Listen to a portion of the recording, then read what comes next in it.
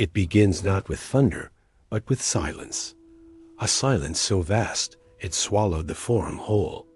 Not a bird cried, not a drunk stumbled home, not even the gods, whose statues stood cloaked in shadow, dared to whisper. The marble heart of Rome held its breath, and somewhere deep beneath its ancient stones, the Republic began to bleed. They say a man walked through that silence, alone, draped not in armor, but in thought. His name was Marcus Junius Brutus, and the weight he carried was heavier than iron. He moved like a ghost between pillars older than kings, his step soft, deliberate, as if afraid to wake the dead. For in his veins flowed both honor and betrayal, duty and doom. And on that night, the stars themselves seemed to tremble at the decision he had made. The air was thick, not with rain, but with something older dread, perhaps, or prophecy.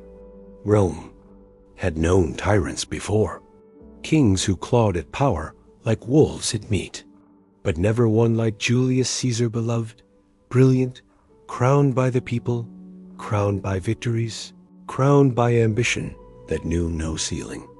He had crossed the Rubicon, not just in geography, but in spirit. And now the Senate, once a chamber of fierce equals, sat hollow beneath his shadow. Their voices mattered less with every passing triumph, every statue raised in Caesar's name.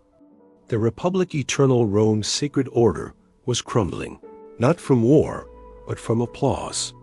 Brutus had watched it happen with a scholar's eyes and a soldier's heart. He had fought by Caesar's side, had called him friend. But even friendship, in the face of principle, becomes a battlefield. And Brutus, descendant of the very man who cast out Rome's last king, could not kneel to one crowned with laurels, no matter how loved. His blood remembered Dot, so he began to gather names in the dark. Men who still whispered of the Republic in quiet corners, senators with trembling hands and haunted eyes. Some came for honor, others for jealousy, most for fear. But in that grim fellowship, Brutus stood alone, cleaner than the rest, some said. More cursed, said others. For he was the soul of the plot, and the soul, when it betrays, stains deeper than any blade. The Ides of March rose cold and bright. Morning light spilled like spilled wine across the marble floor of the Senate. White togas swept through archways like ghosts.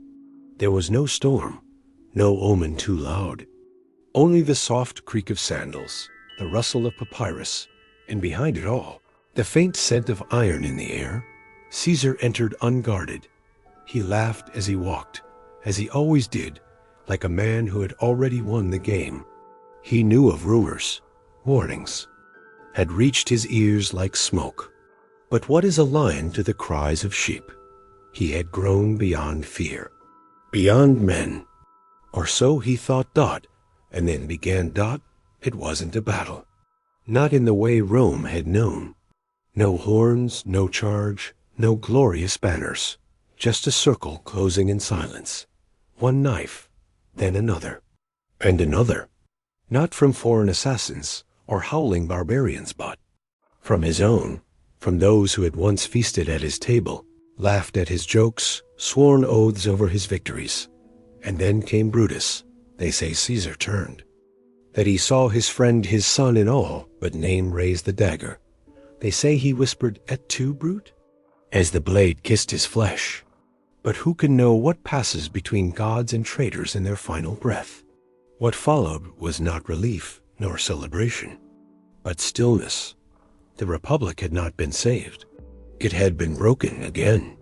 But this time, not by ambition, but by principle, the streets of Rome did not erupt in grateful cheers. They recoiled in horror. The body of Caesar lay cold, but his legend had only just begun to burn. And Brutus, the man who thought he had killed a tyrant to save liberty, found himself cursed by the very freedom he bled for. He fled, not with pride, but with silence. Across broken provinces and forgotten towns, Brutus wandered. No longer a senator, no longer a citizen, no longer even a man, just a shadow haunted by echoes of what he had done. In his sleep, they say, he whispered to Caesar, apologies, questions, prayers, but the dead do not answer, and the Republic did not return. The end came quietly. In the dim red dust of Philippi, where the gods no longer watched, Brutus stood upon the final battlefield. The Republic had become a graveyard of ideals. Antony and Octavian rose like twin serpents from the blood of Caesar, wielding not vision, but vengeance. And Brutus, surrounded, broken, stood upon a sword rather than kneel. His body was buried with honor by the very men who had hunted him. For even in death, there was something sacred in his ruin, a purity too rare for survival. And so the Republic died, not with the roar of armies, but with the silence of a good man falling on his own blade. They still argue about Brutus. Traitor, hero, fool. Some say he killed a tyrant. Others that he murdered hope. But late at night, when the wind drifts through old marble halls and candles flicker in forgotten corners, you can almost hear the echo of a man who wanted to do what was right and damned the world in doing it. And perhaps that is the cruelest legend of all. That the death of the Republic came not from evil, but from virtue that lost its way. It was not with swords that the empire bent. It was with whispers in candlelit halls, with soft footsteps in sill-covered corridors, with lips that smiled while the chalice turned. In the shadows of marble pillars and perfumed gardens, Rome was not conquered. It was gently, patiently poisoned. And at the center of that silence sat a woman whose name has never fully died, Livia. Her story does not arrive in thunder. It creeps in like smoke beneath a locked door, like the flicker of a dying lamp, like the scent of something sweet masking the rot beneath. She was no empress in title, but emperors bent to her gaze. She wore no crown, yet the fate of Rome was stirred by her hand. Quietly, invisibly, like a drop of venom in an unsuspecting cup, the house of Livia, perched atop the Palatine Hill, was a place of stillness, draped in golds and marbles, wrapped in silence thicker than the perfume that hung in its air. There were no cries, no laughter, no children running wild, only careful words and careful glances. Every flower pruned, every servant trained to hear without hearing. Time itself seemed to hold its breath within those walls. And in the midst of it, Livia sat, eyes cold, posture perfect, her face unreadable, like a statue the gods forgot to. Animate. She had been born into nobility, but nobility was not enough.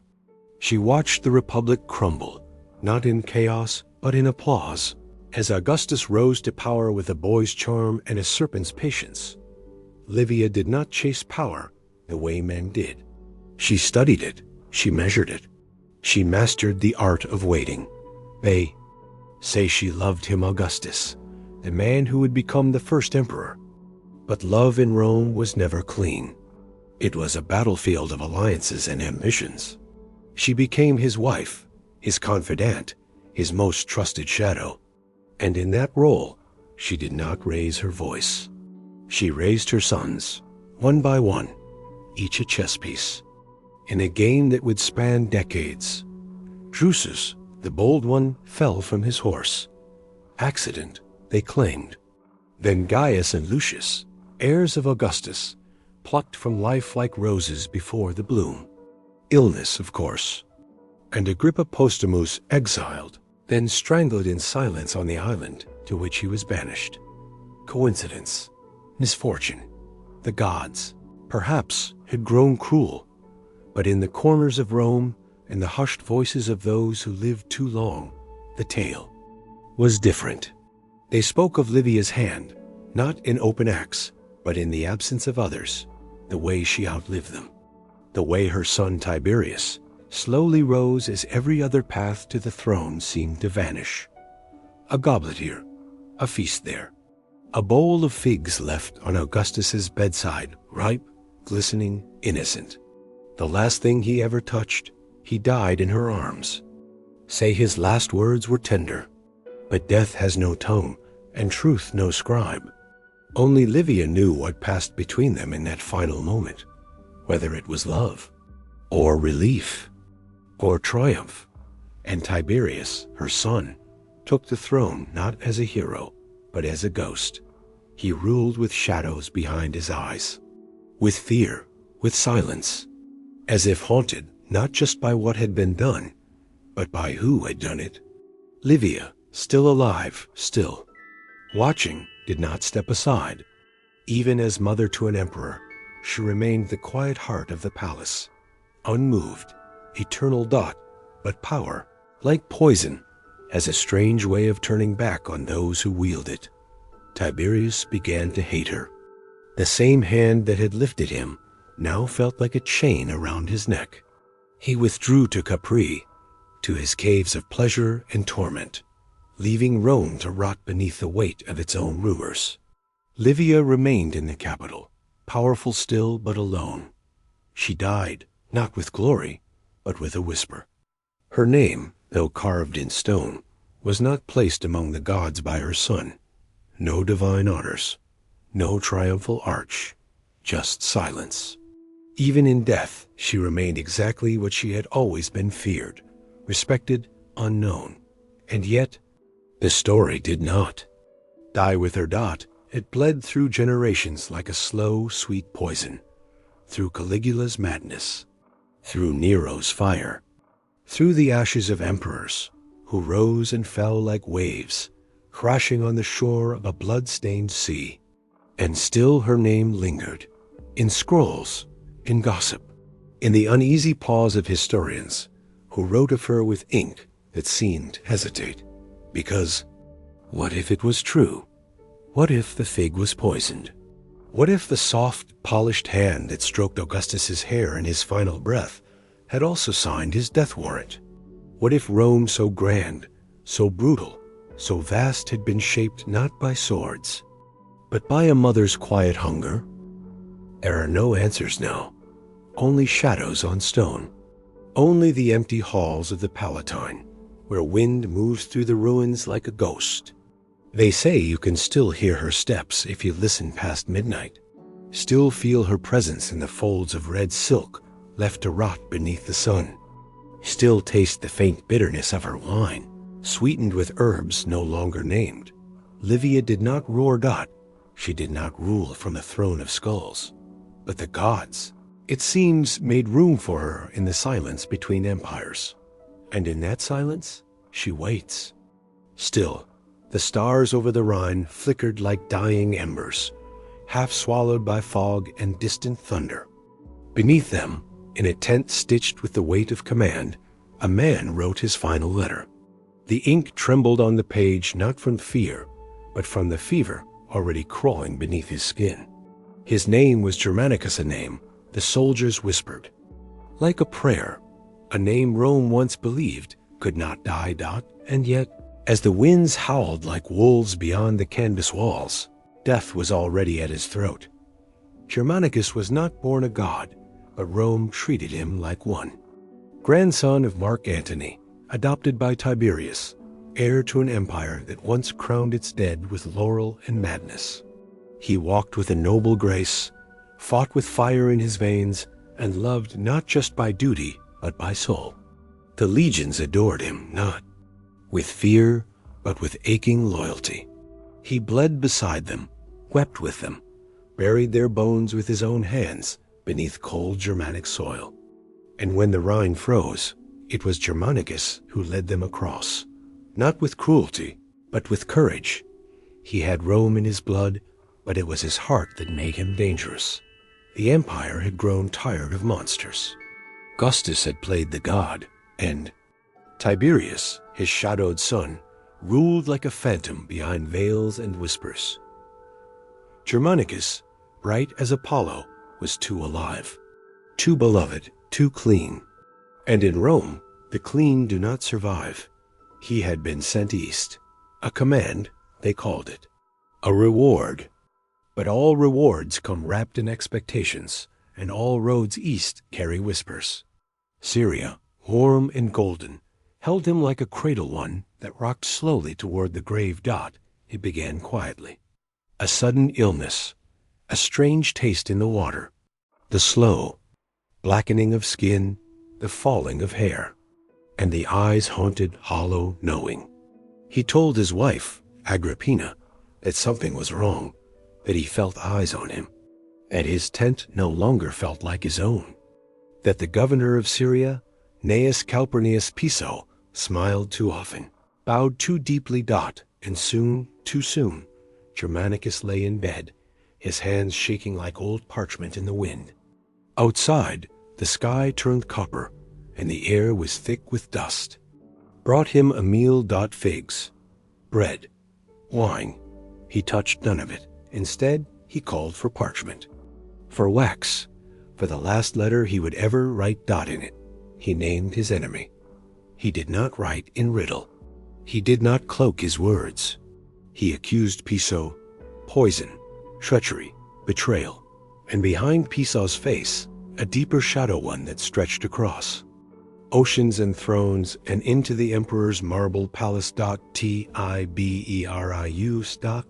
The man who had raised him, the man who called him son, the man who watched from afar as his golden air withered into silence. Germanicus died with the dignity of a soldier, but the rage of a prophet. His last breath was not a whisper, but a curse one that would echo through Rome like a storm that never passed.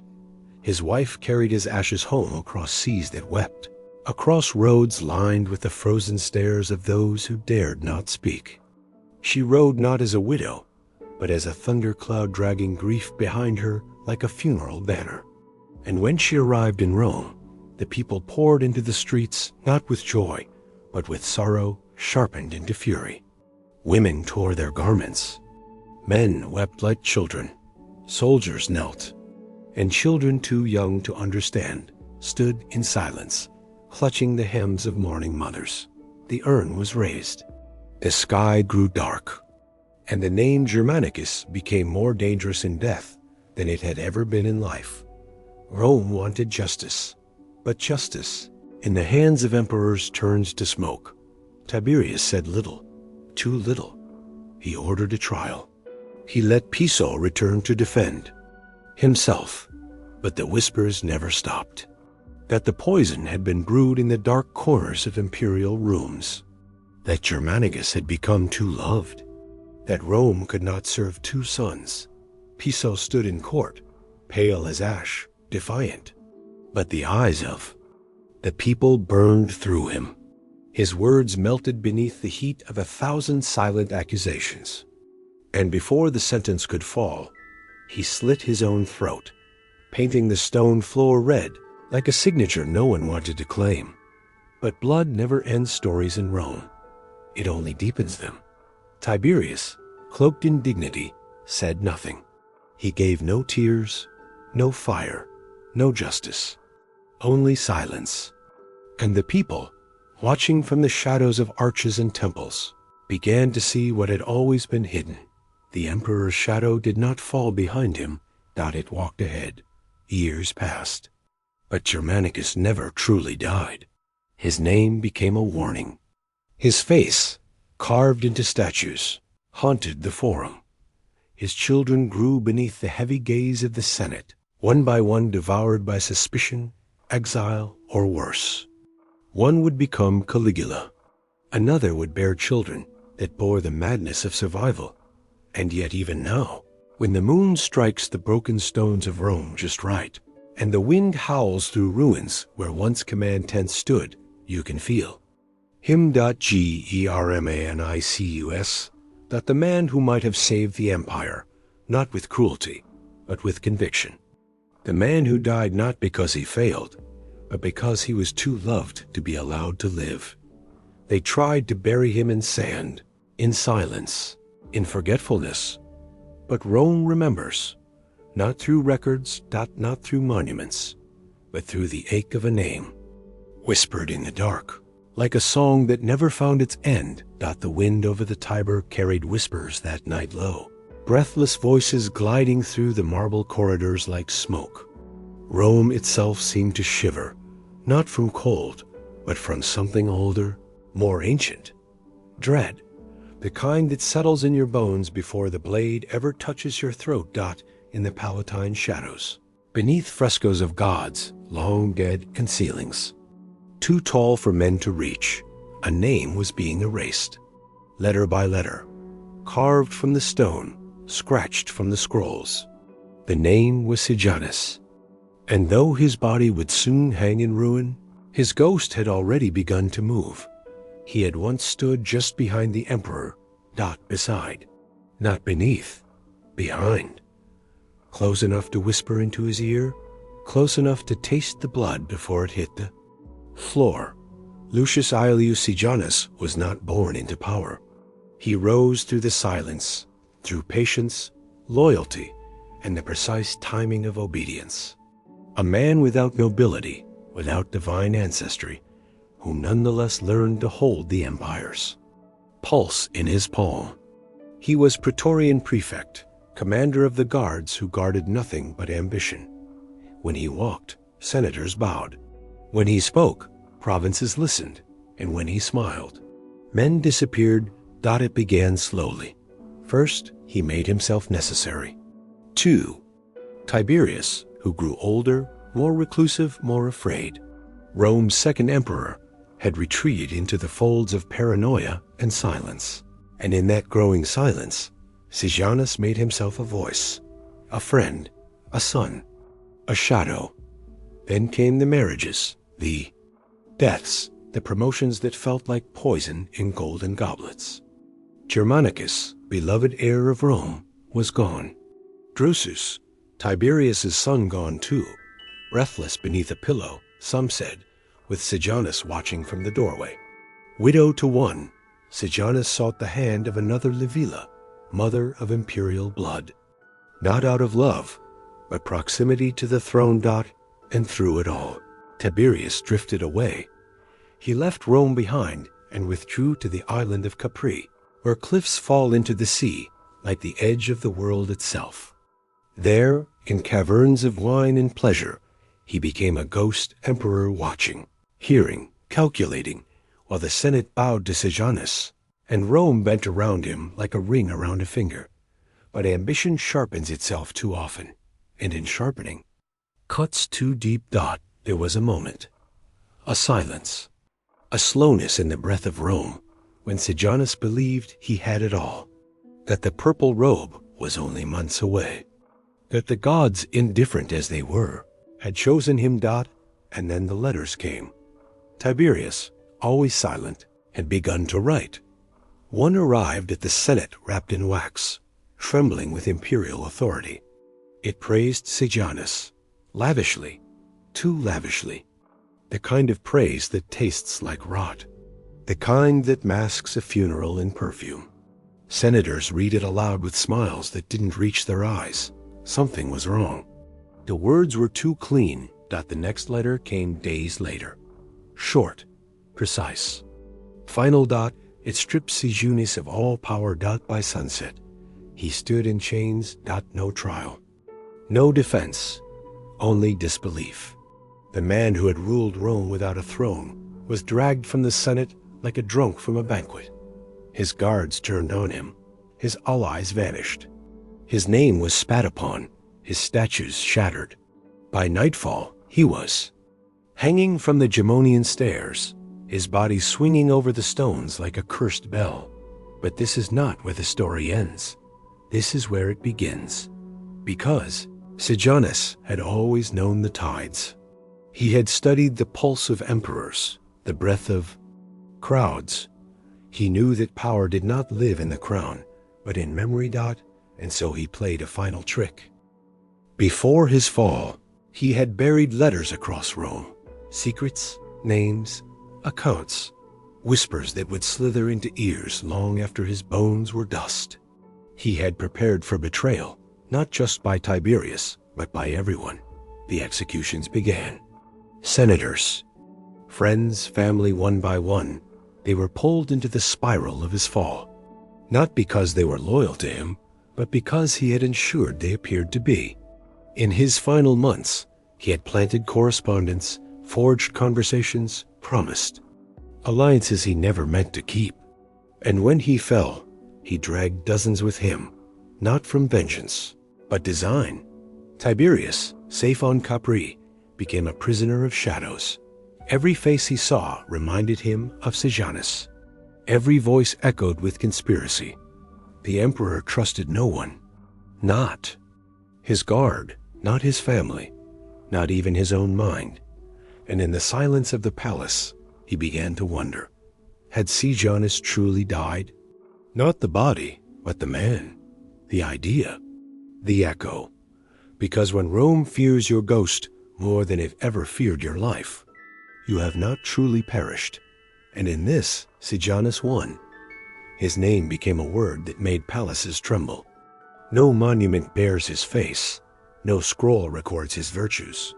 But in every purge, in every whispered accusation that followed, there was a trace of him, a smile in the dark, a final breath that still lingered. Tiberius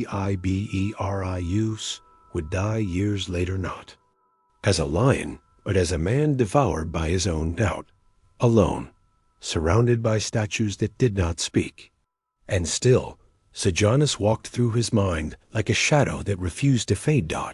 It is said that on certain nights, when Rome is quiet and the wind, from the Tiber smells of salt and blood, you can hear footsteps behind the Senate walls, not rushed, not panicked, but slow, certain, as if someone still walks its halls, unseen, reminding the stones what ambition once did their. And perhaps, in the end, Sejanus knew something no one else did, that death is nothing, oblivion is nothing, but fear. Fear is eternal. It begins in whispers low and warm, like breath against a candle flame, not in temples, not in courts, but in the shadows behind silk-draped doors, where incense burns slowly and secrets rot sweetly in silence. It begins not with a sword or decree, but with a kiss, and not just any kiss, a poisoned one that carried the fall of an empire inside it. Her name was Julia Drusilla, sister to Caligula, daughter of Germanicus, blood tied to gods and ghosts alike, but titles crumble when the night falls long enough. What she was, in truth, no one can say: sister, lover, oracle, or merely a mirror, catching the madness in a man already unraveling. Caligula had not yet become the beast Rome would come to fear when Drusilla stood beside him. In those early months of his rule, he was still draped in mourning silk, still wearing the fresh perfume of the people's love. The boy who would be emperor, the boy whose father had been murdered, the boy who had survived the slow slaughter of his family by smiling men into gas. And at his side always was Drusilla, older by a breath, close by more than blood. They were raised not in safety, but in paranoia, whispers behind columns, blades behind curtains, mothers silenced, brothers exiled, promises undone. When children grow in a house of smoke, they learn not to trust daylight. They learn to look for comfort in places others would never dare. Drusilla was that comfort, the only voice Caligula never doubted, the only eyes he allowed to see him without armor. Rome, in its cruelty, began to murmur that the bond was unnatural, that it went beyond sibling tenderness, that in the imperial palace, where gods were, sculpted and men broken, the line between love and madness had vanished, but there was something deeper in it, something sacred in its sickness. Drusilla understood him. When others feared his silence, she stayed. When his rage tore through the halls, she did not flinch. She whispered into the cracks of his mind and found no fear there, only fire. And in that fire, she became both shield and flame. And then she died. It was summer, the air thick with heat and incense. Some say it was plague, others say poison, but none deny the change it brought. Caligula wept, not as an emperor, not as a ruler, but as a man carved in half. He held her body and did not let go. For days, they say, he refused to eat, to sleep, to speak. Only silence stretched thin as a knife's edge. When he finally rose, he looked older. His eyes held a new vacancy, as if something holy had been taken from him, and something monstrous left in its place. He declared her a goddess, not in metaphor, not in grief. In law, in stone, temples were raised, statues sculpted, coins struck with her image beside his.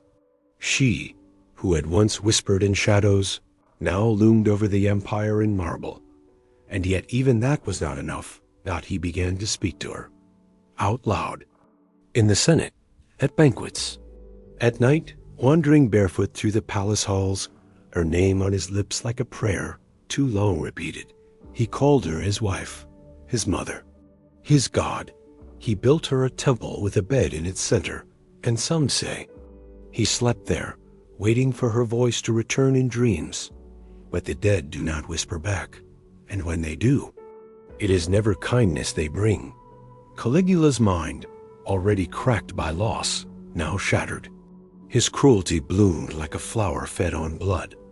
He named his horse consul. He ordered senators to dance naked. He drank pearls dissolved in vinegar. But beneath every madness, there was always the trace of Drusilla, her name, etched beneath the surface of every scream. They say she kissed him once, the night before she died. A soft kiss, sisterly, or not, no one saw. But that kiss became legend, the poisoned kiss, not because she killed him, but because she changed him. Because in losing her, he lost the last tether to whatever humanity had once glowed beneath the skin of an emperor.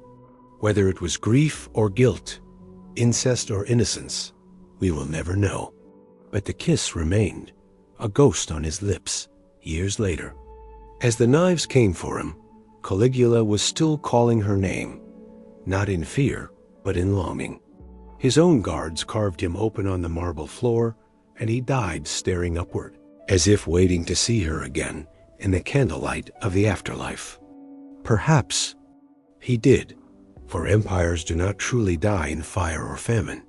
They die in the small things, in forgotten names, in whispered stories. In one kiss, shared too closely, held too long. Now the palaces crumble. The gods are silent, the coins faded. But somewhere, buried beneath centuries of dust, her face remains.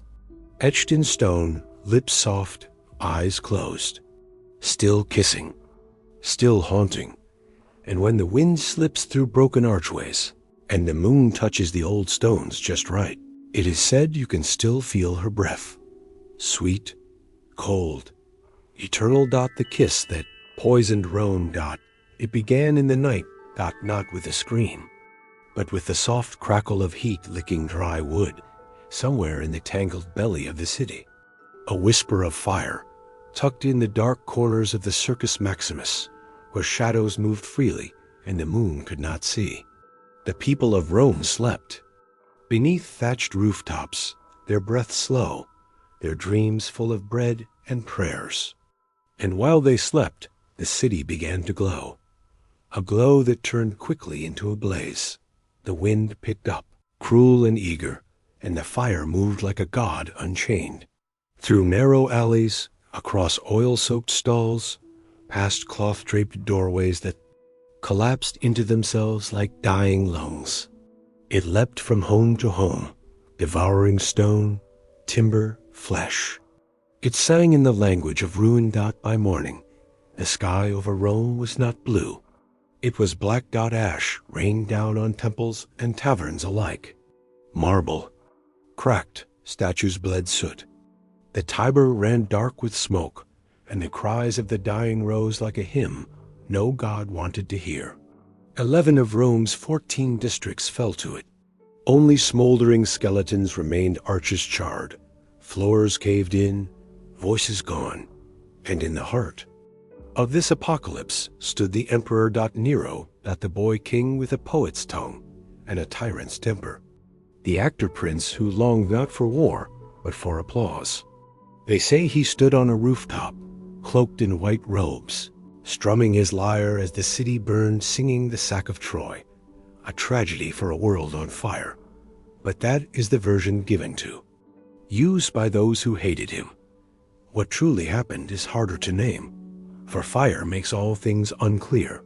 It burns both sin and story, and in the smoke, truth becomes myth. Nero had long resented the old Rome, its cramped tenements, its noisy forums, its narrow roads and ungrateful crowds. He dreamed of beauty, of symmetry, of gold. Not the Rome of the Republic, but a new Rome, a Rome of vision, built not on tradition, but on wonder. He spoke of wide streets, shimmering facades, fountains that caught the stars. He spoke like a god planning the rebirth of Olympus, but dreams. Need space. And Rome had none. The Senate refused him. The people mocked him. Every time he proposed a new design, they clung tighter to the old stones. They could not imagine what he saw. They would not let go. And then, like divine permission, the fire came. Too perfect, some said, too well timed. It spared the hills where Nero's plans had been drawn and swept through the districts that opposed them. The fire, like a messenger, seemed to know its path. When the flames died, Rome was gone, and Nero began to build. The Domus Aurea, the golden house, rose like a phoenix from the soot, a palace not made, but conjured. Vast halls glittering with gems and ivory. A lake where villas once stood, walls painted with impossible beasts, domes carved with constellations, chambers that turned with the sun.